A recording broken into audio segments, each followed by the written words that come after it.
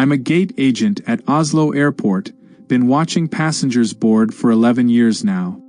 This American woman walked up last Tuesday demanding to speak with the captain because she heard there'd be no announcement during takeoff.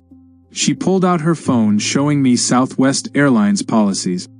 Every pilot has to say something motivational when the wheels leave the ground, she insisted. It's international aviation law.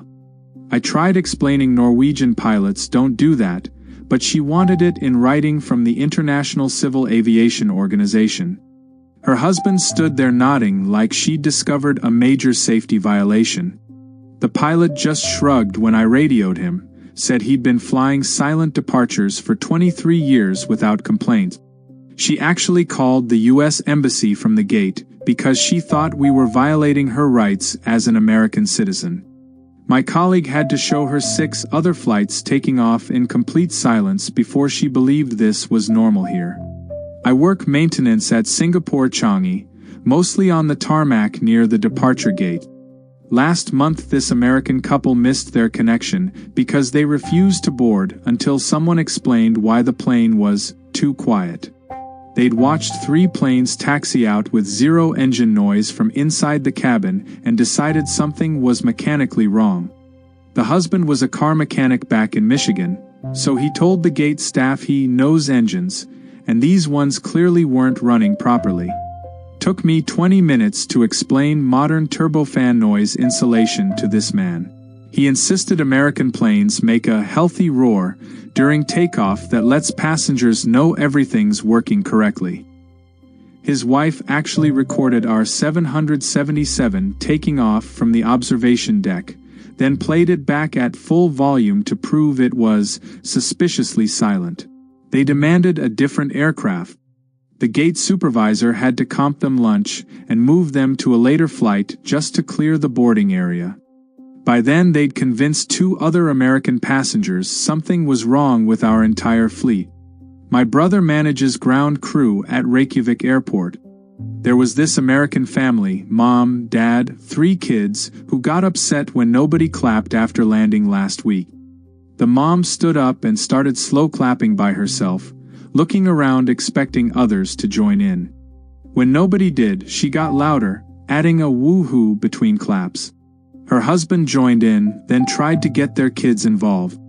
The eldest daughter, maybe 16, just sank into her seat completely mortified. The mom actually walked up to a group of Icelandic passengers and asked why they were being so disrespectful to the pilot who just saved our lives. One elderly Icelandic woman simply responded, "He did his job." That set off a whole speech about gratitude and celebrating small victories.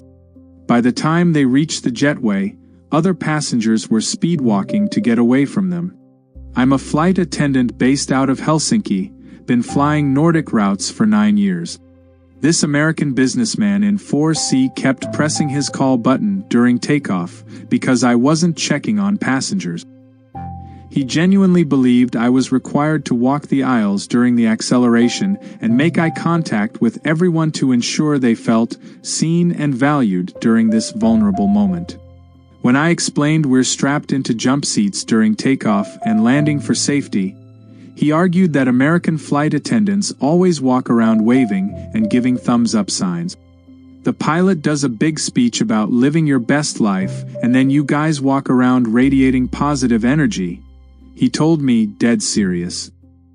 He said this whole thing felt cold and procedural compared to U.S. carriers where apparently everyone high-fives during the climb. I watched him film the silent cabin on his phone, probably for a complaint video. Later he told another passenger we were violating FAA regulations by not emotionally supporting travelers through takeoff. The Finnish passengers around him just stared.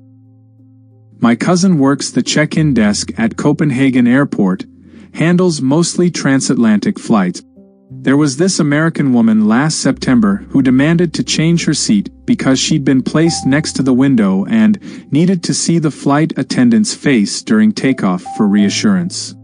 She explained that back home she always books aisle seats so she can maintain eye contact with crew members during the ascent. Apparently, this helps her stay grounded through the shared human experience of defying gravity together. My cousin tried explaining that Danish flight attendants don't make eye contact with passengers during critical phases of flight, but she insisted this was causing her emotional distress. She threatened to file a discrimination complaint because Scandinavian Airlines were denying her the basic human need for connection during stressful moments. Her seatmate, a Danish engineer, had his AirPods in and didn't look up once during this entire meltdown. Eventually, they moved her to the back where she could stare at the flight attendants in their jump seat. She seemed confused they weren't smiling back. I handle baggage claims at Tokyo Narrated, been working international flights for 7 years. This American college student came to my desk complaining that the Japanese passengers were freaking her out by staying silent during takeoff. She said everyone just sat there reading or looking at their phones while the plane accelerated down the runway. Back home, people at least grab the armrests or say, "Here we go," or something, she told me, genuinely disturbed by the calm. She'd expected some kind of collective energy, maybe a few nervous jokes between strangers, something to acknowledge they were currently traveling at 200 miles per hour. Instead, it was quieter than a library. She actually thought there might be a language barrier preventing people from expressing their fear appropriately. Her friend tried to start a conversation with the Japanese businessman next to them about whether takeoffs made him nervous, and he just smiled politely and returned to his newspaper. She filed this whole experience under cultural trauma in her study abroad journal. I'm a customer service manager at Stockholm Arlanda, mostly handle complaints from international passengers. Last winter, this American family demanded a full refund because the Swedish passengers didn't scream during what the mom called a clearly turbulent takeoff. There was maybe 10 seconds of light bumps during the initial climb, nothing remotely concerning. But the American mom had grabbed her husband's arm and yelled, "Oh my God," while looking around for validation from other passengers.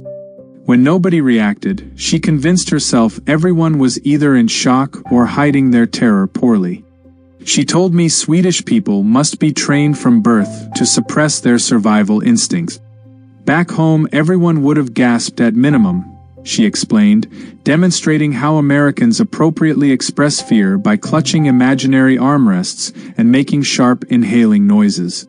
Her son asked if Swedish people feel pain differently than Americans. The gate agent just stared at them until they left. I'm a senior flight attendant for Swiss International, been flying long haul for 15 years. This American passenger in business class pressed his call button 6 times during our Zurich to New York takeoff because I hadn't brought him his pre-ordered breakfast yet. When I explained we don't serve meals during the takeoff phase, he insisted American carriers serve full breakfast plates, right through the whole ascent because the adrenaline of climbing makes people hungrier. He'd apparently calculated that takeoff adrenaline burns an extra 400 calories and airlines have an obligation to replenish that energy immediately. He even had a blog post pulled up on his phone about optimizing in-flight nutrition around G-forces. "You're basically asking my body to work overtime without proper fuel," he explained, as if refusing to hand him an omelet during a 30-degree climb was a human rights violation. The Swiss businessman next to him ordered his breakfast after the seatbelt sign turned off and ate in complete silence. The American kept asking him if the hunger didn't bother him during the high-intensity takeoff phase. My sister works ground operations at Brussels Airport, mostly coordinates with catering services. There was this American couple last spring who reported our airline to the Belgian Aviation Authority because we didn't offer emotional support snacks during takeoff. They explained that on American carriers, flight attendants walk the aisles during boarding handing out packaged cookies or pretzels to calm pre-flight jitters. Apparently, the act of chewing during takeoff provides psychological comfort and reduces air pressure anxiety. My sister tried to explain we follow European safety protocols where crew must be seated with harnesses fastened during critical phases of flight. The wife interrupted to say this proved European airlines didn't care about passenger mental health. We literally have nothing to do with our hands and mouths during the most stressful part, she complained, demonstrating anxious hand-wringing to prove her point. They'd brought their own snacks but insisted it wasn't the same without a flight attendant's nurturing energy behind the food distribution. I work passenger services at Vienna Airport, handle a lot of complaints about Austrian Airlines. This American tourist came to my desk last month absolutely convinced our pilots were drunk because they didn't make any announcements during the takeoff roll. Every sober pilot explains what's happening step by step so passengers feel involved in the process. He insisted, completely serious. He'd been on flights where American pilots narrate the entire departure, throttle settings, wind conditions, climbing instructions from air traffic control, and decided this running commentary was an international safety standard. When our plane just accelerated silently and lifted off without explanation, he assumed the pilot had either forgotten his duties or was impaired. He wanted to file an incident report. I pulled up our standard operating procedures showing that unnecessary communication during critical phases actually increases safety risks, but he argued this was typical European minimalism taken too far. Said Americans would never tolerate pilots who weren't constantly talking them through every sensation and bank angle. The Austrian passengers had dozed off before rotation. I'm a flight purser for Lufthansa, based out of Munich for the last 12 years. We had this American passenger in economy who demanded to speak with me during taxi because nobody had offered him gum for his ears before takeoff. He was genuinely confused why German flight attendants weren't walking the aisles distributing pressure equalization supplies to prevent ear pain during climb. It's standard practice on Delta and United. He told me, holding up one finger like he was educating me on basic science.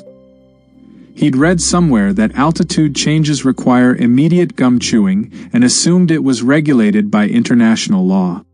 When I explained passengers were expected to bring their own gum if needed, he looked at me like I'd suggested people supply their own oxygen mask. "So you're just going to let everyone's eardrums explode?" he asked, genuinely concerned for the 100 German passengers who were sitting there completely fine. He tried to start a petition among nearby passengers to demand pre-flight gum service. Nobody signed it. They were busy reading. I'm a ramp supervisor at Berlin-Brandenburg Airport, mostly coordinate departures for European carriers. This American travel blogger last Tuesday filmed herself having a breakdown because our pilot didn't announce the exact speed at which we'd be taking off. She needed to know the velocity for her Instagram story about conquering air travel anxiety through data transparency. Apparently American pilots always announce things like, "We'll be rotating at 147 knots," so passengers can mentally prepare for the acceleration. She'd brought a notebook to write down technical details, and was furious the German pilot just pushed the throttles forward without a PowerPoint presentation first. She cornered me at baggage claim demanding to know why European pilots were so secretive about basic physics. I explained that most passengers don't need to know the exact rotation speed to safely complete a flight. She said this attitude was why Europeans were less entrepreneurial than Americans. They didn't share enough operational data with customers. The Lufthansa flight had departed on time, climbed smoothly, and nobody else had questions. My uncle operates the information desk at Amsterdam Schiphol, been working international terminals for 20 years. There was this American family last fall who refused to board their KLM flight because they'd watched the Dutch passengers walk onto the plane without any visible anxiety. The dad was convinced everyone had been sedated. "Normal humans get at least a little nervous before flying," he explained, pointing at the calm boarding line like he'd discovered a conspiracy. He wanted to know what medication the Dutch passengers were on and why his family wasn't offered the same thing. His teenage son suggested maybe Dutch people were just used to flying, but the dad shut that down immediately.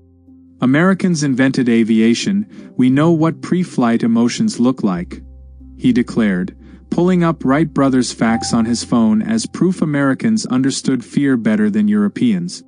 The gate agent eventually just let them board last so they could watch everyone else settle in normally.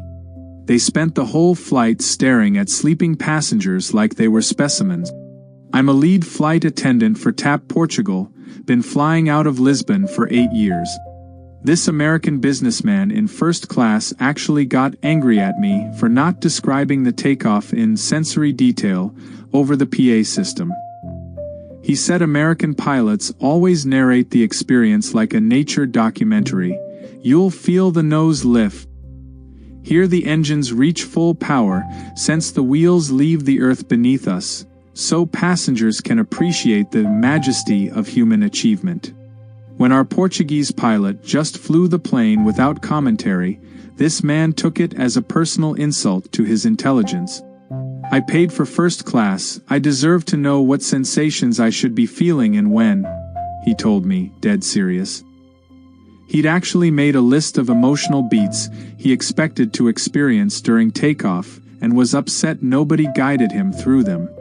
Said American aviation had perfected the art of making passengers feel like pioneers, while European aviation treated people like cargo that happened to have opinions.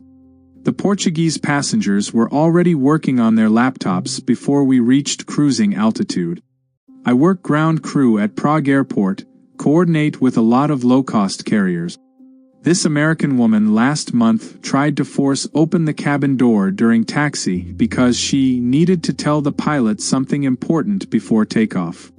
The important thing was that he should announce his years of experience and safety records so passengers could relax.